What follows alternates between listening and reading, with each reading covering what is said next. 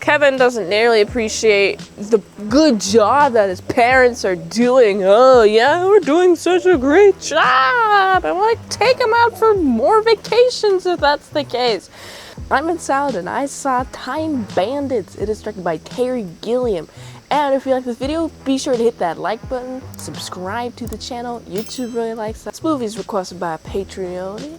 If you haven't seen this movie, I will spoil it for you. The movie starts, we're following Kevin. He has a terrible family who just kind of lets him sit up in his room all day. Very relatable. I was like this when I was 11 too. I just wanted adventure, and so does Kevin, and his parents are just okay with just sitting in front of the TV the entire time, wasting their lives away. Well, Kevin isn't. And I'm glad he isn't. Fortunately, there's these bunch of these 6 dwarves that just appear right after their parents is like, no noise, and they're creating like the most amount of noise. They're like, hey, let's go, and Kevin's like, what, why? Well, they go on an adventure back to the 16th century, and then they're revealing to have this map that they stole from the Supreme Being, and immediately I'm like,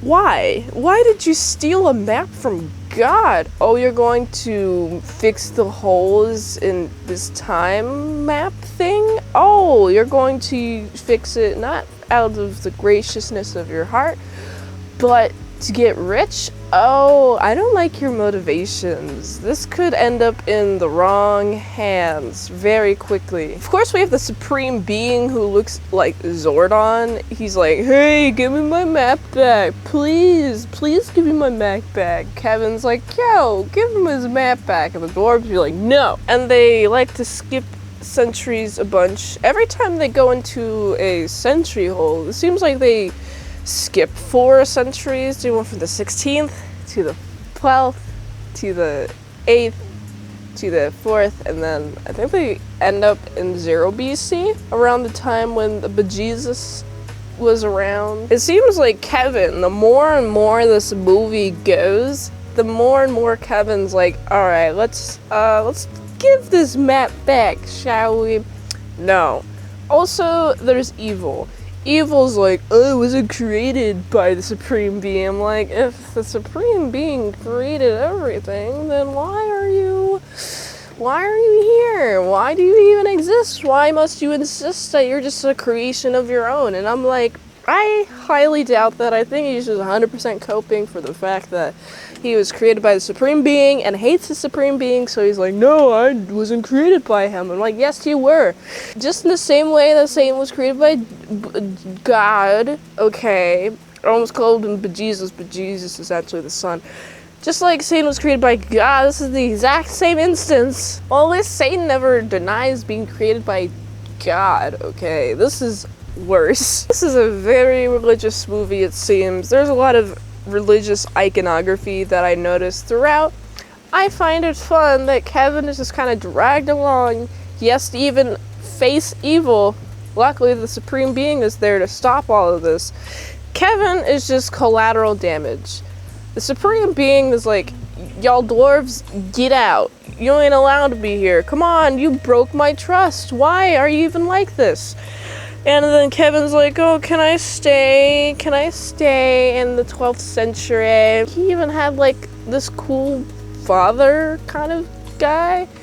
I don't know what his position was, but he seemed pretty high up in the society. And then he's like actually truly happy he's gonna have a guy who is his son. It seems like Kevin is very happy he's gonna have a guy who is his father, and the guy is like, oh yeah, let me just let you get kidnapped by these dwarves. And I'm like, no!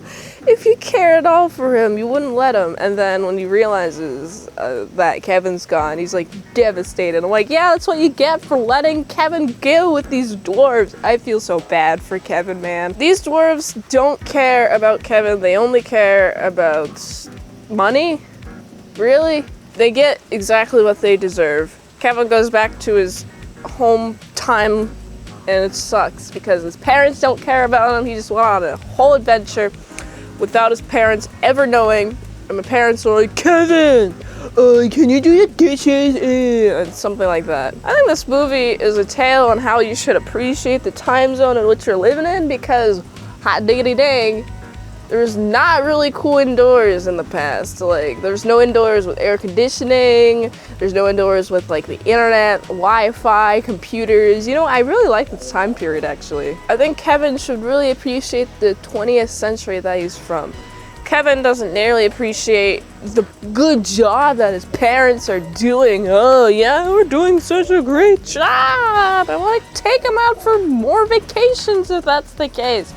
Come on, please send him for more vacations. Kevin is dying of boredom. And you're just letting him sit here. Of course he gets taken away by dwarves that you don't even know about parents. Oh my goodness. Anyway, that's how the movie ends. Kevin is back in his home place and we're just chilling now. Status quo restored. This movie is directed by Terry Gilliam, who also did Brazil. I've also done a review on Brazil, and the stylings are actually really similar. Like, it's the directing style, the way that the camera moves, just the colors that he uses. There's a lot of same colors, very similar themes as well. I quite enjoyed this movie. I had no idea what I was getting in when I first watched this movie. I first thought, oh, this must be some sort of kids movie. And then I watched further and further. I'm like, oh, this is a movie also intended for adults, because there's some adult humor, there's some adult themes that they deal with, and a lot of adult things that happen, and like good versus evil, trying to steal from the good, giving the map to evil.